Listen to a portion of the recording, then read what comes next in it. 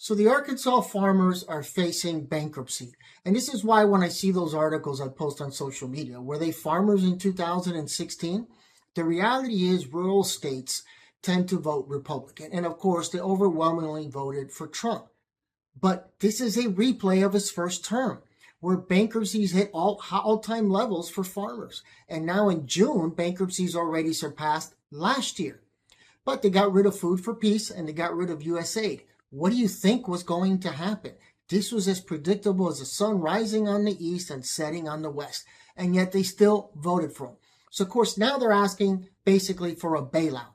Well, isn't that kind of like socialism? You know, depending on the government kind of help you out? Or what about the student loan bailouts? How come they can't get a bailout? Why can't we help them?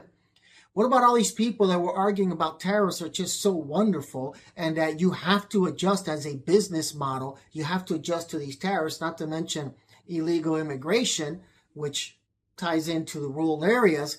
How come we're not saying that farmers now need to adjust? See, this is why I say being consistent is important, and also those who don't know their history are condemned to repeat it. What is going on now with the Arkansas farmers, and by the way, 1/3 of the states are already in a recession. Barclays has said that there's a 50% chance of recession in the next 2 years, and the economy is already stalled. But this is exactly what happened before. How did George Bush say it? Fool me once, shame on me. Fool me twice, don't do it again. He said something along those lines. This is the same thing. There should be no surprise that the farming industry is getting hammered by the Trump policies. And again, Red Rural Recession. This has been talked about, how the states that support Trump, ironically enough, are the ones that are going to feel the biggest pinch economically.